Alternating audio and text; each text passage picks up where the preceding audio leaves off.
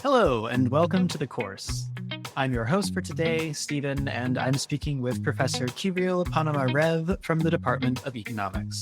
Professor Ponomarev's focus is in econometrics, and he holds a PhD in economics from the University of California, Los Angeles. He's here to talk to us today about his career path and how he became a University of Chicago professor.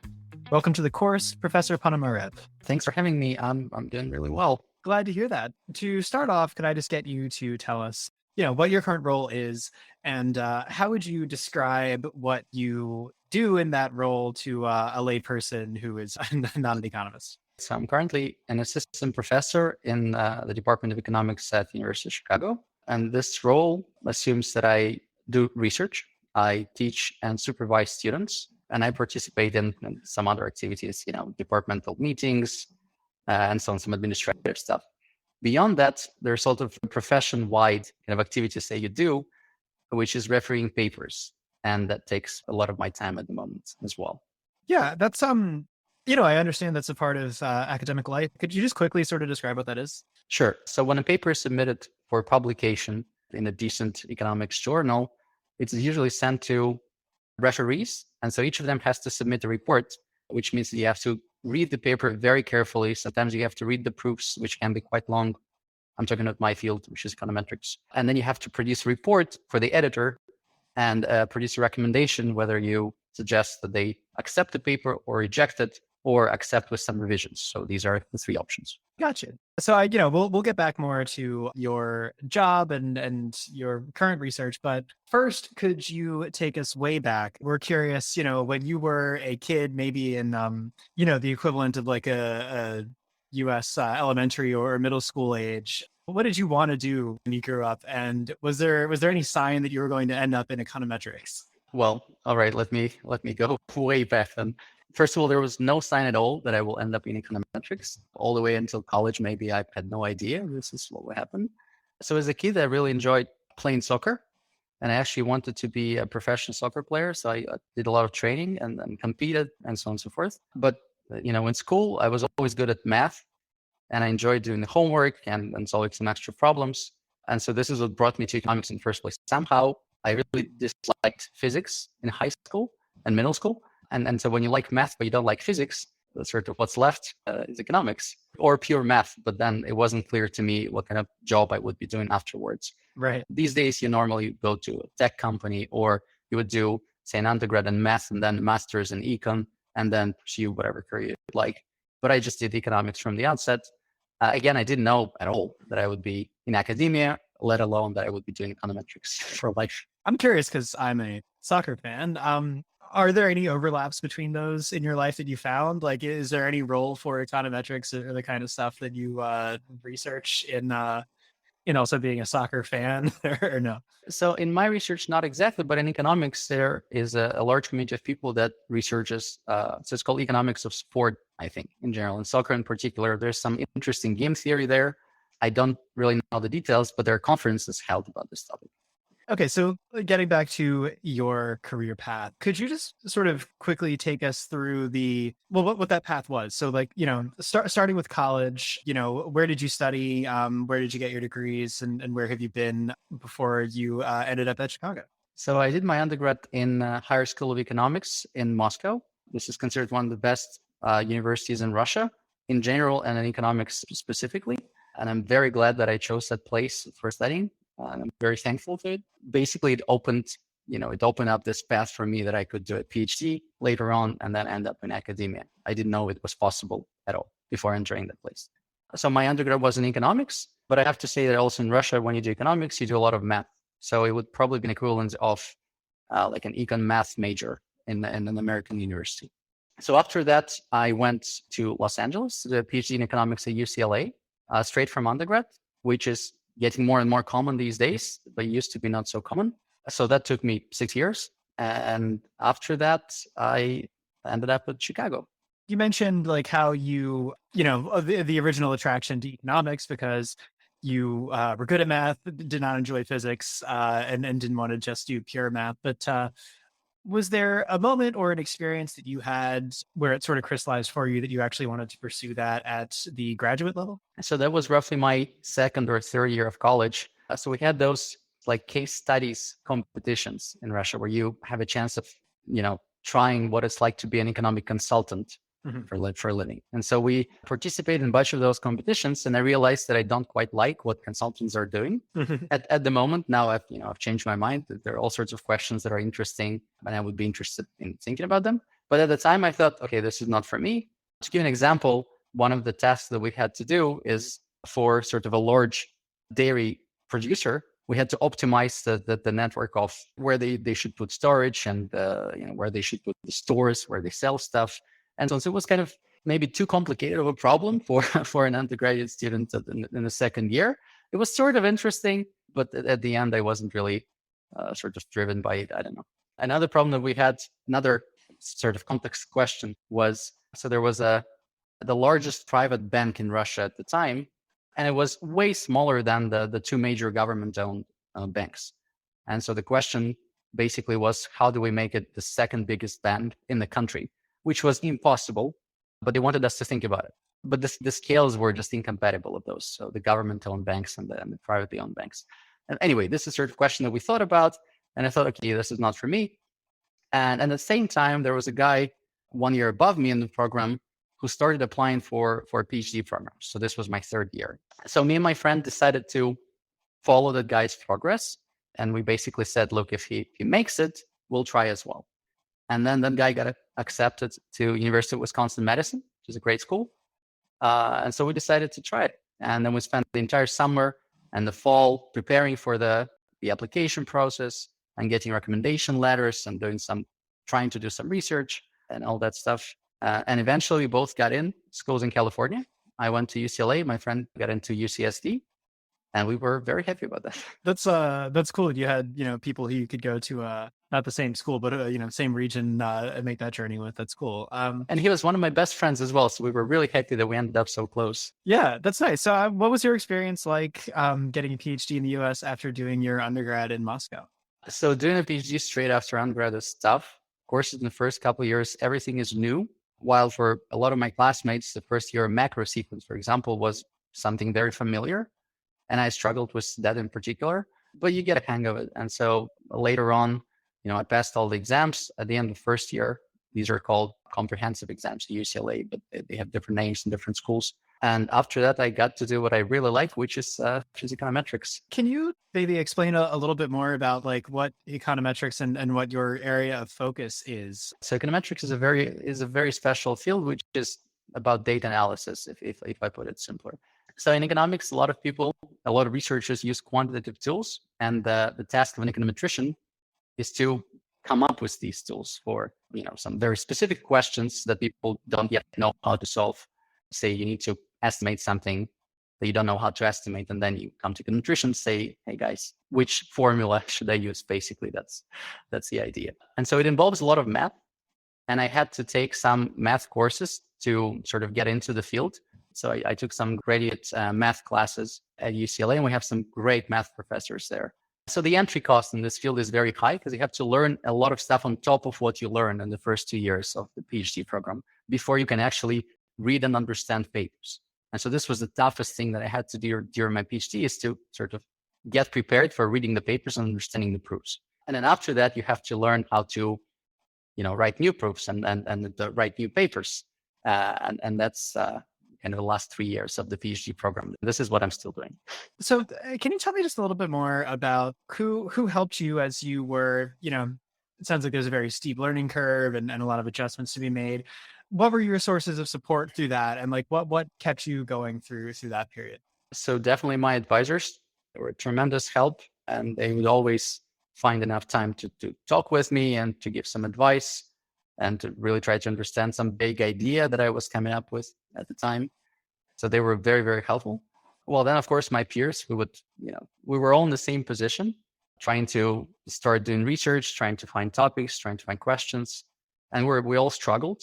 And so we helped each other through that. And then my friends and family, of course, would always support me. I think I got really lucky with my parents.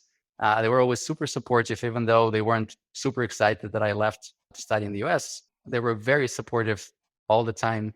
So a big thanks to them for that. Absolutely. Yeah. How did you sort of come upon your topic? And yeah, can you tell us what that process is like? Well, in general, in grad school, coming up with a research question is a very hard problem. So you have to read a lot of papers, you have to talk to your advisors, attend seminars, and hope that you'll get an idea of what might work. And then you try, it doesn't work. You try again, it doesn't work. And then, skip 2 years of this process. And then finally, you could get something that seems to work, that could be decent. If it's well done, could be a decent paper, could get you a job at the end, could be part of your dissertation that you'll be proud of, years later.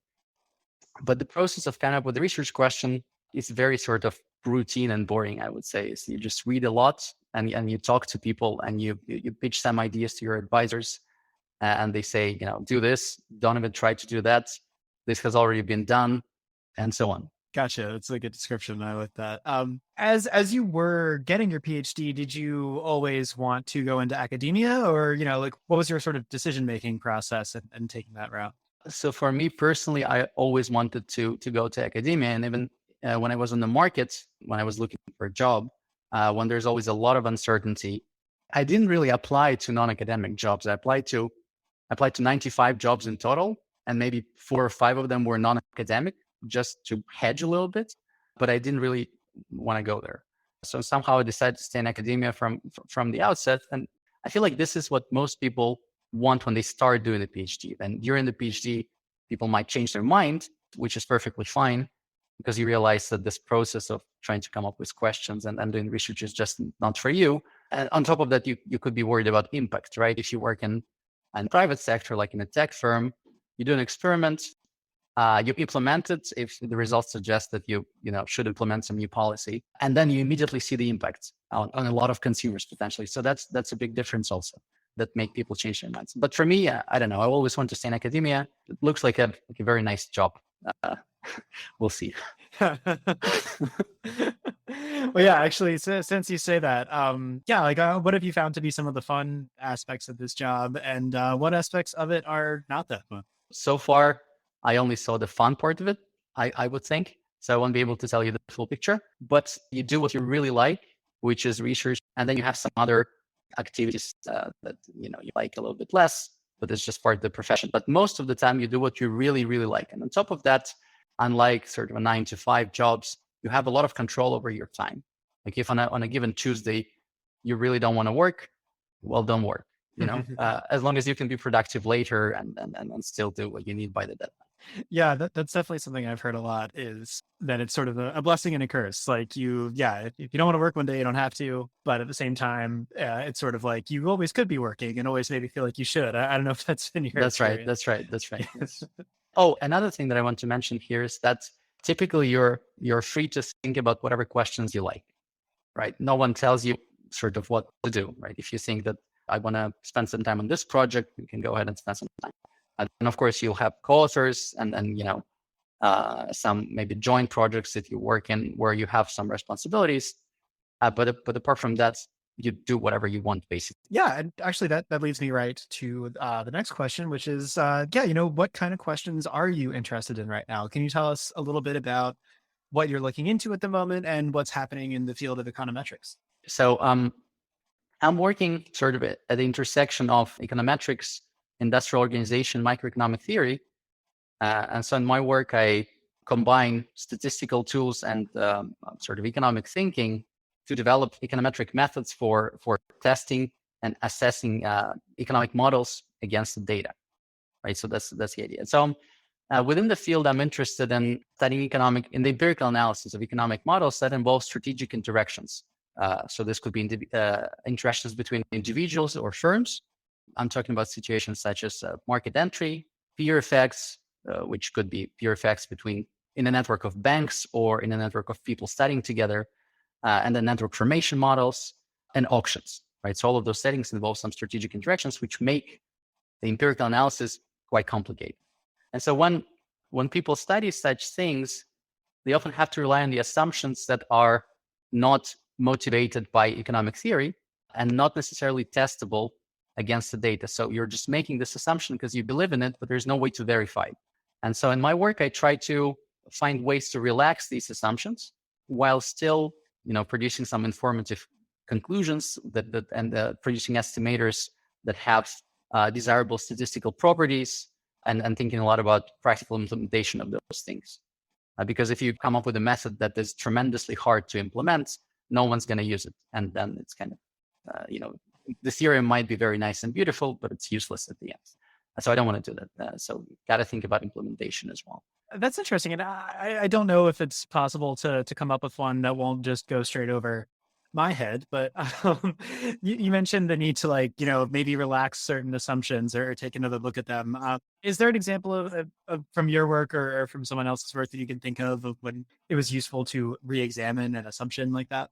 So it's not that people don't know that these assumptions are bad. It's just that at the moment, in some particular situations, there's no way around them, right? And so there's a lot of people working on this specific question, how to relax this kind of assumptions that are not testable or not motivated by the economic theory. I can try to give you an example. So we can imagine a market entry situation where a bunch of firms decide whether to enter the market or not. So a typical example here is the airline market. So you have two cities that represent the market. So you're flying from Chicago to Washington. That's a market. And then each airline decides whether it wants to serve this market or not, right? And so you have, say, 6 major airlines in the US, and maybe some of them will serve this market and the others will not. And then if you model this from a game theory perspective, so in game theory, there's this notion of Nash equilibrium, right? Which is basically when everyone does not regret doing what they did. So it means that if I deviate on my own and make an alternative decision, I would not regret, or I would regret deviating. So I should stay where I am. And so in this type of situations, there's usually multiple equilibria, which means that it could be that only the first firm entered the market and that's an equilibrium, or it could be that the first, the third, and the fourth firms entered the market and that's an equilibrium. And so the theory produces kind of a lot of different equilibria, a lot of different potential situations in which no one regrets what they did. But for empirical analysis, say if we want to figure out how costly it is for the firms to serve the market, or if we want to think about taxation or some stimulus to the firms to serve or not to serve particular markets. So this multiplicity of equilibria presents a real challenge. And so one assumption that one could make here is to say, this is the rule according to which the equilibrium was selected from the list of possible equilibria. But then economic theory doesn't tell us anything about this rule, and there's no good way of testing whether this particular rule is the true one against the data that we see. And so people have come up with different ways of handling this question, where you don't assume a particular equilibrium selection rule, but you use some completely different tools, which may not lead to conclusions that are as sharp, but at least they are robust to making or not making this assumption. And so in a sense, you make weaker assumptions, you obtain weaker conclusions, but you trust those conclusions more. And that's kind of typically what happens in these situations. Okay, yeah, that's a good illustration. Thank you. I know that you mentioned that there's sort of a high barrier to entry just in terms of learning the math, but right. yeah, to a young person, maybe like a high schooler or an undergraduate who was interested in pursuing this field and interested in going into academia, what would your advice be to them? If one is interested in pursuing this field, then it's really important to start learning real math in undergrad. Because in the econ programs in the US, math is very weak, which is okay for an econ problem, because not everyone wants to be an econometrician, or not everyone wants to work in machine learning or whatever. So if you can, do a joint major, at least econ and math, or maybe just start with math, that will be tremendously useful later on. And second of all, if you made it to grad school and you want to go to academia, really listen to your advisors, because they know this stuff way better. And so they would recommend, math textbooks. They would recommend what to pay attention to, or recommend some papers to read. Maybe you can try to organize a reading group where you read some very complicated textbook all together and then present to each other and discuss. And then this doesn't only apply to grad school, right? This applies to all sorts of studying processes, right? So if you take a math class, it's very useful to have a group of people to discuss it with, because you cannot talk to your parents about it normally, or to people in bars, because no one would listen to you. So to get a group of peers that you can study with.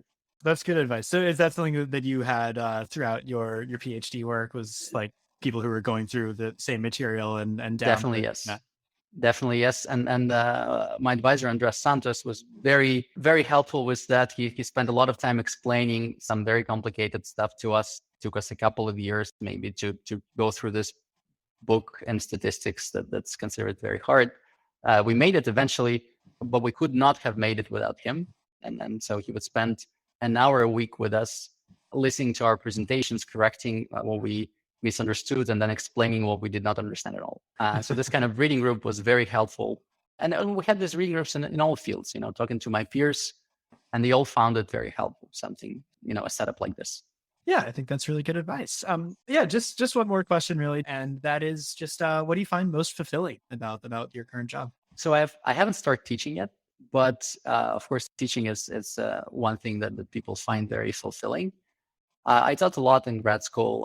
I taught as a TA.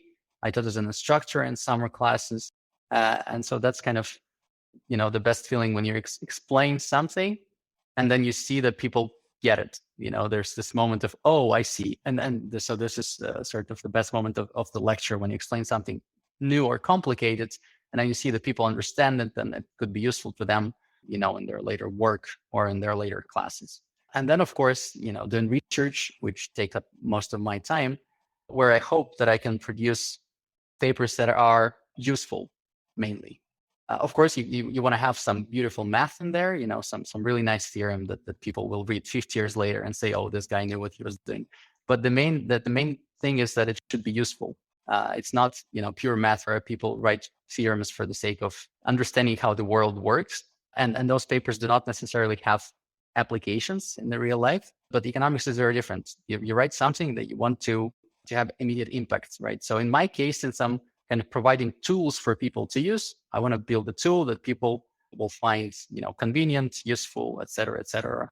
And then in my field, since the task is to provide a tool for people to use, so this is kind of, there's an intermediary between me and the impact on the real world, which is other economists.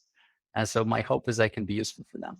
Thank you, Professor Ponomarev, for your time today. And course takers, if you enjoyed listening to today's interview, please check out the others, leave us a comment, subscribe, follow, and share this episode with your friends and family. You can find out more about the University of Chicago through uchicago.edu or the university's campus in Hong Kong through uchicago.hk. Stay tuned for more. We'll see you around.